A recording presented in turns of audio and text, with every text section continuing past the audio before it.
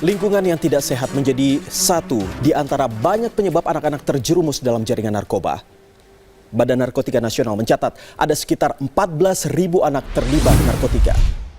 Halo, senang sekali saya Gia Clarissa kembali menyapa Anda dalam program CNN Indonesia Forward Special Podcast DPRD Provinsi Jawa Timur. Tentunya akan banyak sekali tema-tema menarik yang akan kita bahas bersama anggota DPRD Provinsi Jawa Timur.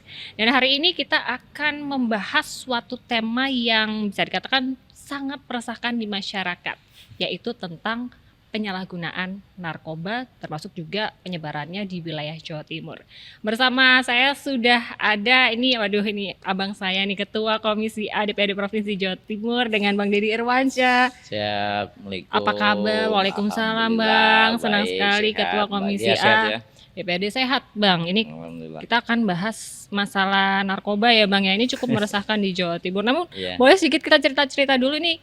Habis reses kemarin ya Bang, ini oleh-olehnya apa nih yang bisa diceritakan kepada kita semua nih di Sidoarjo, dapilnya Bang Deddy sendiri gimana nih perkembangannya? Tetap banjir ya.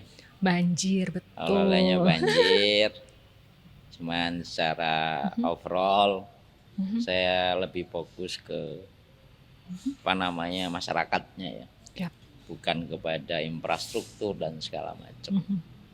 Ya saya lebih mengajak masyarakat untuk bergerak bersama-sama. Bahasa saya ini kalau hanya pemerintah kelihatannya kok berat gitu. Artinya harus ada sinergi ya antara pemerintah dan masyarakat juga. Betul. Bang, ini kan kita akan bahas narkoba ini termasuk ranahnya dalam Komisi A ya. Sebelumnya saya mau buka dengan data dulu boleh ya Bang ya? Boleh. Kalau data yang kami saya juga riset, bawa data sebenarnya. boleh kita nanti sinkronisasi ya. Kalau data BNNP Jawa Timur tahun 2024, Provinsi Jawa Timur ini menjadi penyumbang terbesar kedua secara nasional, tapi dalam skala jumlah kasus narkoba.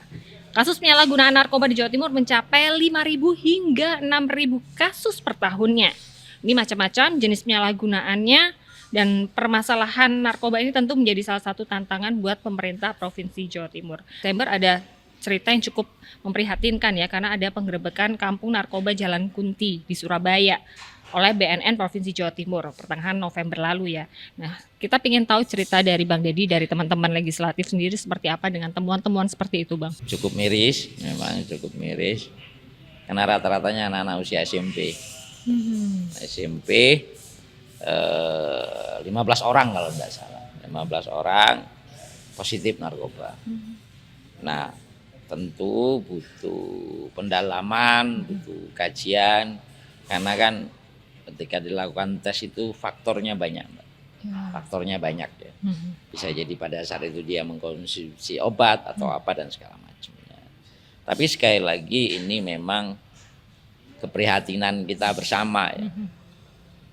Ya mohon maaf kalau kita sering mendengar jargon tagline Indonesia Emas gitu ya. Ini tentu menjadi hambatan-hambatan, kerikil-kerikil yang bisa membuat Indonesia 2045 itu agak jauh dari target generasi emasnya. Tapi ya, karena kebetulan saya pribadi maupun secara kelembagaan cukup intens berkoordinasi, bahkan berkomunikasi dengan BNNP Jawa Timur serta Bages Bangpol Jawa Timur. Ya ini menjadi catatan khusus kejadian Jalan Kunti itu bagi kita semua, agar lebih preventif lagi, lebih jemput bola lagi, agar kejadian-kejadian serupa ini bahasa kami minimal angkanya terus kita tekan. Saya sepakat kalau tadi bahasanya pertama tadi Mbak Gea buka angka. Jawa Timur predikat nomor 2 gitu. Nasional, tapi bukan prestasi masalahnya. Tapi memang inilah kemudian anomali bahasa saya. Semakin tinggi pengungkapan kasusnya, maka dari sisi penindakan itu berarti kinerja rekan-rekan APH kita apresiasi gitu ya. Tetapi dari sisi masyarakat. Ini belum tentu juga bahwa konsumsi narkoba dan sejenisnya itu memang setinggi itu di Jawa Timur. Kenapa? Karena memang Jawa Timur ini menjadi salah satu pintu utama masuknya jaringan pengedar itu di beberapa titik. Karena kita punya laut, kita punya bandara yang bisa jadi barang itu sebenarnya bukan untuk Jawa Timur, tapi untuk daerah lain, tapi pintu masuknya lewat Bandara Juanda kita. Juga terminal, kemudian ya dengan bentang wilayah yang luar biasa ini, mulai dari ujung Banyuwangi sampai ujungnya Pacitan memang memudahkan jaringan transnasional untuk masuk gitu ya, untuk masuk. Jadi ini memang PR bersama, tidak hanya para aparat penegak hukum, tapi juga pemerintah Provinsi Jawa Timur, termasuk kami, DPRD Jatim, terus berupaya bagaimana caranya agar ya angkanya kita tekan. Nah, menurut Anda mengapa hingga saat ini masalah narkoba itu masih begitu susah terselesaikan? Apakah regulasi yang ada ini masih belum cukup ampuh atau perlu gebrakan yang seperti apa lagi ini untuk memutus mata rantainya, Bang? Ini mohon maaf, bahasa saya bahasa lapangan ya. Para pengedar itu tidak akan leluasa kalau marketnya ndak ada, pasarnya ndak ada bahasa saya. Jadi ibarat teori penjualan, si penjual pasti dia mencari ceruk pasar yang empuk badannya, atau ceruk pasar yang lebih besar dan mudah gitu. Nah, sehingga angka peredaran narkoba di Jawa Timur itu dengan jumlah penduduk kita yang luar biasa ini, memang Jawa Timur ini menjadi salah satu market bagi penjual bahasanya, bagi penjual. Nah, kenapa penjualnya begitu luar biasa bergeraknya? Saya cerita Mbak, karena saya hasil diskusi kami dengan BNN dan beberapa pihak. Karena memang bisnis ini sangat menggiurkan. Kalau dihitung bisnis ini ya, kalau dihitung bagi orang yang gelap mata, bagi orang yang mungkin mau cari rezeki cepat gitu ya. Ini bisnis ini sangat menggiurkan karena keuntungannya 50 kali lipat. Tapi sesaat ya. Iya. Nah, ini saya cerita dulu sisi penjual okay. gitu ya. Karena di jaringan, misalnya jaringan Thailand sana itu, katanya saya juga belum tahu. Itu produksinya itu 1 kilo itu tidak lebih dari 150.000. Kalau 1 kilo misalnya sabu beredar di Jawa Timur, angkanya sudah miliar Mbak. Pasti berapa kali lipat ini? Berlipat-lipat. Nah, jadi ini tawaran yang menggiurkan bagi pengedar level bawah. Nah, mereka dengan jaringan mereka ya, ada yang coba-coba, ada yang kemudian memang sudah punya jaringan kuat, masuk itu. Nah, saya lebih konsen ke pasarnya, Mbak. Pasarnya ini kan anak-anak generasi kita, masyarakat kita. Nah, kalau regulasi ya, mohon maaf bahasa, regulasinya ini sudah lengkap nih. Bagi saya bahkan di Jawa Timur ini paling lengkap. Paling lengkap, kita punya undang-undang, ya. Kemudian ada permen. Ada pemerintah, ada permen. Terakhir yang kemudian menjadi landasan pemerintah Provinsi Jawa Timur menelurkan Perda nomor 10 tahun 2022 yang biasa kami sebut Perda P4GN. Nah, secara regulasi saya pikir ini sudah sangat lengkap. Nah, tapi kan ini Mbak, di tengah kita cerita pasar dulu ya. Pasarnya di Jawa Timur ini ternyata cukup marak berada di kawasan yang memang mobilitasnya tinggi. Misalnya kayak gerbang Kertasusila, ini kan Surabaya itu gerbang Kertasusila, kawasan urban, mobilitasnya tinggi, tekanan masyarakatnya tinggi, tren gaya hidup juga memperkuat. Nah, di sini memang kayak Malang dan segala macam tinggi peredarannya gitu loh. Nah, ini kan pasarnya, Mbak. Nah, saya ingin mengajak kita semua bahwa ketika kita dianggap market oleh sang penjual, maka bagaimana kita menciptakan itu marketnya enggak butuh. Bahasa saya, marketnya enggak butuh gitu loh. Kita percuma Mbak bikin regulasi habis-habisan, tapi ketika masyarakat yang saya kategorikan marketnya ini memang butuh, ya namanya orang butuh itu akhirnya aturan pun dilanggar.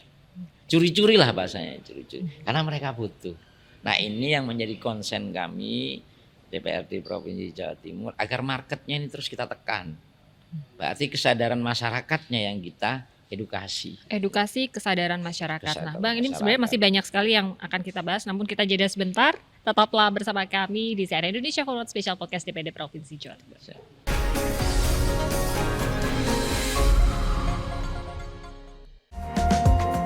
Ikuti laporan khas redaksi yang mendalam dan terpercaya bersama CNN Indonesia. Isi akhir pekan Anda dengan berita-berita inspiratif dan yang tengah menjadi trending topik. Di tengah hiruk-pikuk kota Jakarta ada satu restoran yang menyajikan aneka sajian khas kota berjuluk Kawanua dengan bumbu woku dan rica-rica. Jangan lewatkan redaksi akhir pekan, Sabtu dan Minggu jam 2 siang lewat 15 menit. Live di Trans 7 dan CNN Indonesia.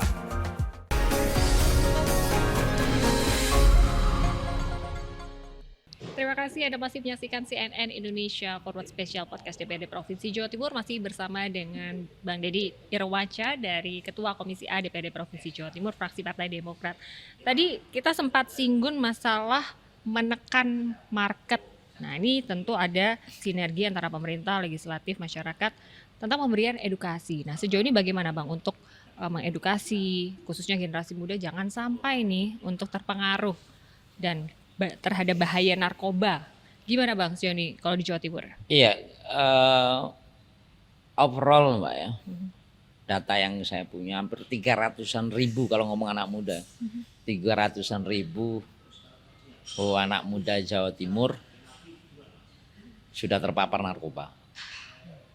Itu rentang usia 15 sampai 25 tahun. Berarti ini kan usia sekolah dan mahasiswa lah kira-kira. Ada statement menarik yang ya saya tidak tahu datanya apakah valid atau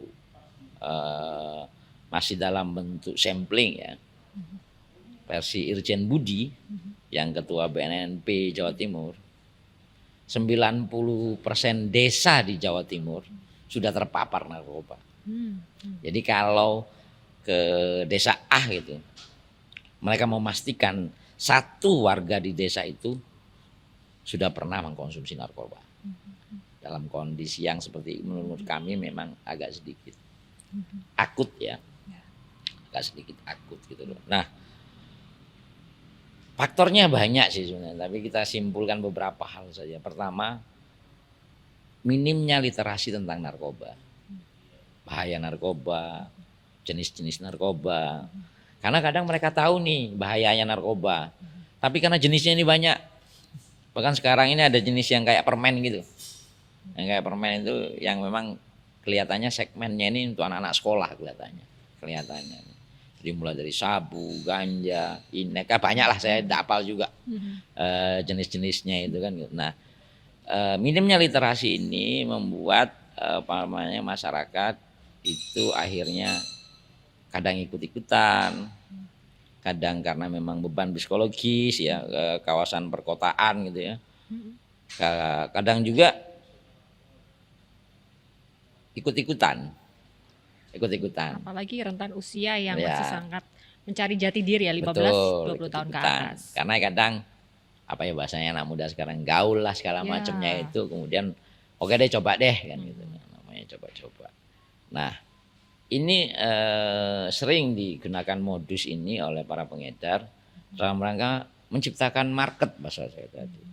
Menciptakan market ya, kadang pertama ngasih gratis gitu ya, terus gitu akhirnya kemudian jadi kebutuhan. Nah ini kan modus operandi yang seperti ini kreatif lah bahasa saya, dalam sisi penjual gitu ya, dalam sisi penjual kreatif ini juga harus diantisipasi secara kreatif juga oleh pemerintah, APH dan segala pemangku kepentingan bahasanya, agar juga lebih kreatif lagi. Nah makanya kepada beberapa momentum saya menyampaikan khususnya di Sidoarjo, ya saya memang mengajak masyarakat untuk menjadi penyuluh narkoba di lingkungannya terkecilnya, yaitu lingkungan keluarga. Karena proses pendidikan itu versi saya adanya di keluarga dulu. Nah kalau kemudian masyarakat sudah aware tentang bahaya narkoba, terutama orang tua, mereka melakukan tindakan-tindakan preventif kepada anak-anaknya. Sehingga saya ngajak betul kepada seluruh masyarakat agar minimal kita jadi relawan penyuluh narkoba, relawan melawan gerakan narkoba ini mulai dari rumah dan tidak muluk-muluk lah gitu loh. Nah kalau gerakan ini disadari oleh masyarakat betapa pentingnya menjaga generasi masa depan kita ini, tentu saya yakin marketnya, bahasa saya tadi, pasarnya tadi akan berkurang gitu loh. Nah kalau di sisi ini saya memang berharap betul, ini lewat forum ini juga saya berharap kepada seluruh tokoh masyarakat, seluruh kiai, karena ini kulturnya Jawa Timur, bahkan tokoh pemuda gitu ya. Ayo dong kita menjadi penyuluh anti narkoba, kita lawan gerakan narkoba ini dengan cara kita masing-masing. Misalnya mohon maaf sekali lagi saya juga belum menemukan referensi ayat apa sih yang harus kemudian dicetuskan oleh para ulama atau kiai. Bagaimana kemudian setiap mimbar ceramahnya itu sedikit nyepil soal bahaya narkoba gitu. Karena kalau enggak ini jadi gerakan semesta, ini sulit Mbak. Apalagi kalau bersandar kepada pemerintah gitu. Misalnya kayak tadi angka peredaran di Jawa Timur nomor 2 se-Indonesia. Yes. Dengan kondisi fiskal yang hari ini tentu kami sudah melakukan banyak hal gitu ya. Bahkan belum 1 bulan yang lalu, 2 minggu yang lalu kalau tidak salah, karena memang saya atensi betulan paksa teman-teman BKD untuk melakukan tes urin di lingkungan Pemprov Jatim gitu ya. Ya tentu tidak semua karena kan keterbatasan dan segala macam. BKD sudah bergerak 2 minggu yang lalu untuk melakukan deteksi dini, bahasa kami, deteksi dini di lingkungan Pemprov Jatim. Jangan sampai pemerintah yang diharapkan kemudian ada cerita pemerintahnya begitu. Nah ini yang kita lakukan di sekolah gitu ya. Di Perda P4GN kita itu mewajibkan setiap lembaga minimal 1 tahun 1 kali melakukan penyuluhan. Di Perda itu sudah jelas itu. Bahkan bukan hanya di sektor swasta. Bahkan di dunia kerja pun industri wajib melaksanakan Perda P4GN ini. Bahkan ada sanksi administratifnya. Kalau misalnya sebuah industri dalam rentan 1 tahun tidak melakukan gerakan apapun, ini bisa kena sanksi administratif. Gitu loh. Nah, jangan sampai juga di lingkungan kerja dengan tensi tekanan dunia kerja yang begitu luar biasa hari ini, agak sedikit stres dengan dunia kerjanya, akhirnya pelariannya ke situ. Karena kan janjinya macam-macam nih, kalau pakai itu bisa tenaganya kuat, bisa stamina-nya macam-macam gitu kan, ada gitulah. Saya juga kurang seberapa paham. Nah ini bahasa saya memang harus kerja sama pentahelik, seluruh masyarakat, perguruan tinggi, termasuk juga teman-teman media. Bahkan terakhir saya diskusi dengan Kepala Dinas Pariwisata Jawa Timur, minta tolong bantu dong kita setiap wisata kita itu yang dikendalikan oleh pemerintah Provinsi Jawa Timur, atau perintah dong seluruh sektor swasta setiap kali masuk di arena wisata itu minimal kita bikin stiker kecil gitu loh, yang bentuknya itu edukasi tentang bahaya narkoba. Tentu ini kan tidak mahal, tapi sekali lagi ini butuh keinginan yang kuat dari masyarakat, dari pemerintah, dari aparat penegak hukum untuk bersama-sama melawan gerakan narkoba. Kalau kita ke wisata nih, baru depan pintu sudah lihat tulisan bahaya narkoba, kan tentu saja ini masuk ke otak kita. Apalagi kalau Dan itu berulang, membuat betul. kita ternot lah bahasa saya, ternot, oh iya bahaya narkoba gitu.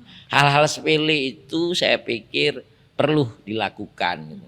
Bukan berarti melawan narkoba ini terus pakai senjata hanya sekedar memburu pengedar, bukan hanya itu gitu loh. Tapi gerakan-gerakan kecil harus kita lakukan. Gerakan kecil dimulai dari tempat terkecil juga, dari keluarga, lingkungan sekitar, itu juga menjadi salah satu penting dalam mengajak untuk memerangi pemberantasan narkoba itu sendiri. Nah, ini tentunya banyak sekali tantangan dari teman-teman di DPRD Jawa Timur dalam memberantas narkoba. Tadi sudah ada regulasinya, namun banyak tantangannya, tapi kita akan bahas sesaat lagi di CNN Indonesia Forward Special Podcast DPRD Provinsi Jawa Timur.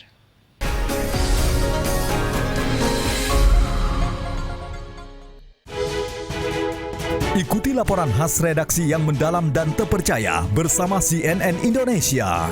Buka hari dengan ragam kabar berkualitas yang mewarnai pagi Anda. Bentrokan antar warga terjadi di Manggarai, Jakarta Selatan pada Minggu malam. Kedua kelompok saling serang dengan batu dan juga botol, serta lemparan petasan. Jangan lewatkan Redaksi Pagi, Senin sampai Jumat jam 5:30 pagi, live di Trans 7 dan CNN Indonesia.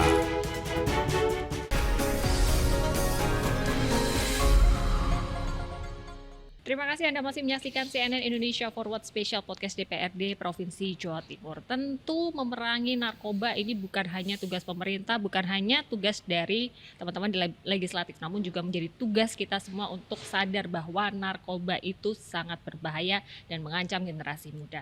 Tadi sudah membahas masalah di lapangan, temuan-temuan di lapangan, kemudian juga aturan-aturannya yang sebenarnya sudah cukup banyak. Dan Jawa Timur versi Pak kami paling lengkap. Paling lengkap. Karena mulai dari aturan nasional sampai implementasi perdanya sangat lengkap. Karena sudah terlalu masif, tentunya ini tidak hanya bisa satu pihak saja ya Bang, tidak hanya regulasi saja, namun juga proses penyadaran kepada masyarakat khususnya generasi muda ini juga perlu ditekankan. Seperti tadi hal-hal kecil, hal-hal yang berulang, memasang mungkin poster bahaya narkoba, nah itu menjadi salah satu cara ya Bang. Nah Bang, ini kita melihat kalau temuan-temuan misalnya narkoba yang menyasar generasi muda, usia anak sekolah, kadang-kadang ini dari pihak sekolah memberikan sanksi berupa drop out. Ini dari sisi pendidikan, ini tentunya ini juga ada pro dan kontra. Nah, Anda melihat fenomena seperti ini bagaimana Anda menilai? Ya, jadi kita harus membedakan ya, membedakan mana pengedar, mana pengguna. Di pengguna itu pun harus kita pilah-pilah lagi, pengguna aktif dan pengguna insidentil bahasa saya. Nah, di ruang sekolah saya belum bisa masuk ke ruang sekolah. Di masyarakat, ya memang hari ini pengguna narkoba, saya ngomong pengguna ini ya, pengguna narkoba itu kadang masih dianggap aib, mencemarkan nama lah bahasanya kan gitu. Sehingga stigma ini perlu kita buat kajian lagi. Bahkan Pak Presiden juga sudah berapa bulan ya, 1 bulan yang lalu kalau tidak salah, bicara tentang restorasi justice terkait pengguna. Karena tidak semua, ya tadi saya sudah bilang dari awal bahwa masyarakat tidak semua karena memang dia sudah menjadi kebutuhannya. Kadang karena ikut-ikutan, karena segala macam. Cuman karena ini aib di stigma masyarakat, tapi stigma aib ini harus kita gaungkan terus. Nah, kalau kemudian nanti ditolerir malah tambah parah nanti kan gitu. Tetap harus kita stigma. Cuman para pemangku kepentingan, para pemimpin, para guru, kepala sekolah dan segala macamnya ini harus punya uis ya bahasa saya, harus punya pandangan lebih luas lagi gitu.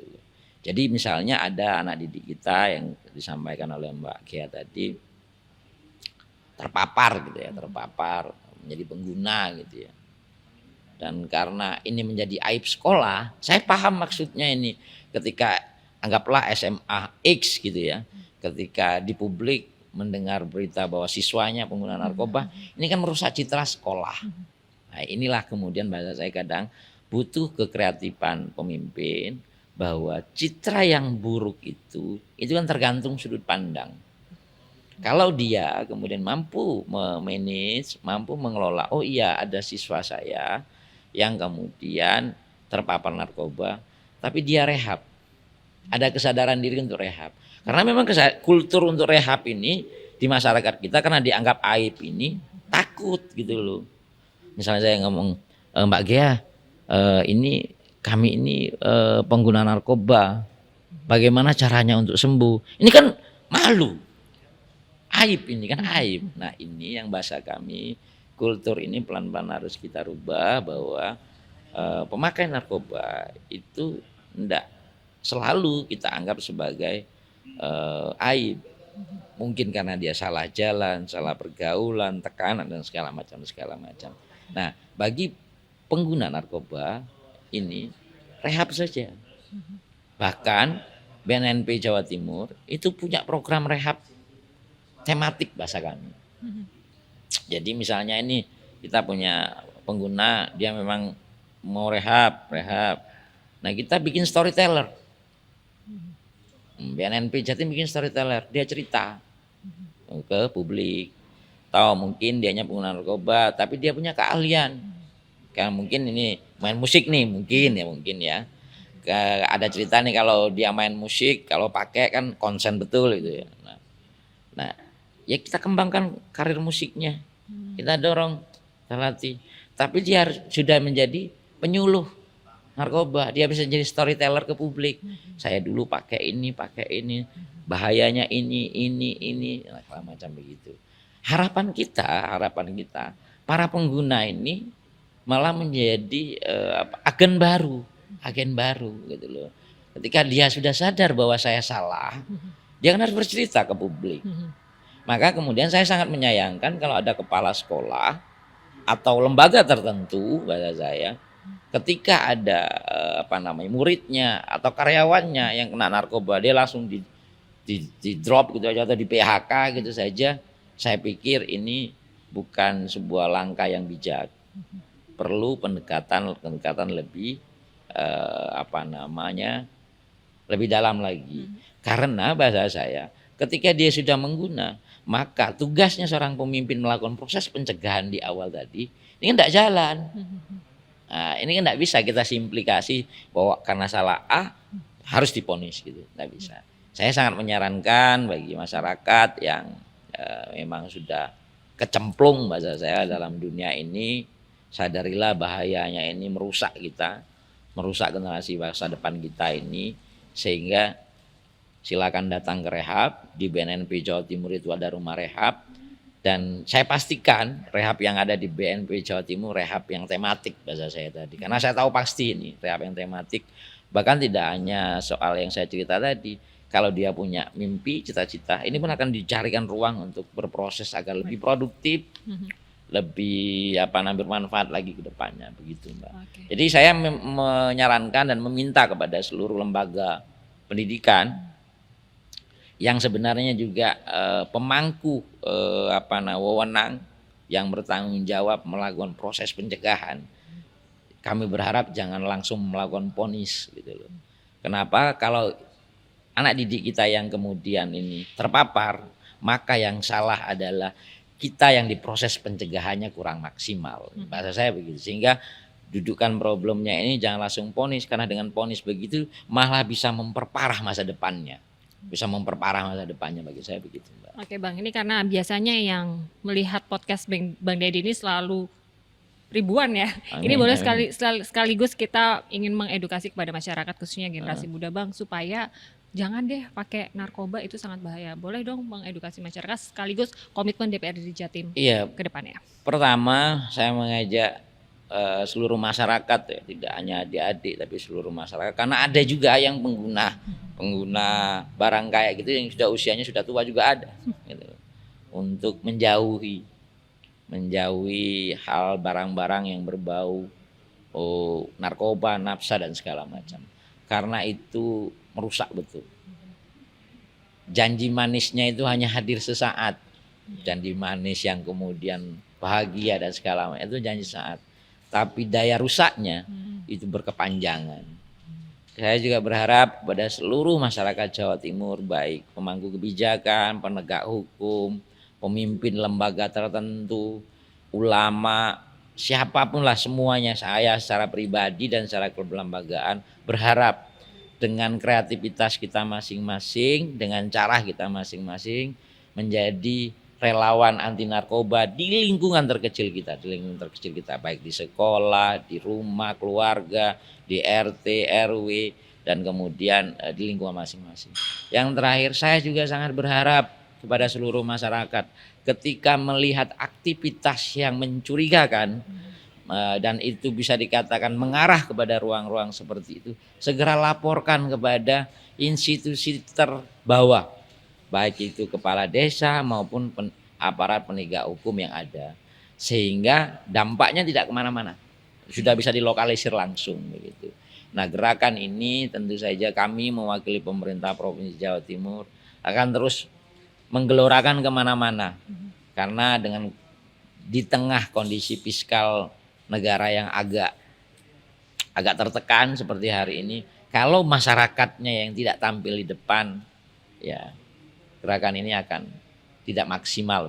Jadi saya berharap masyarakat lah yang kemudian berada di garda terdepan, karena yang terdampak juga masyarakat langsung gitu.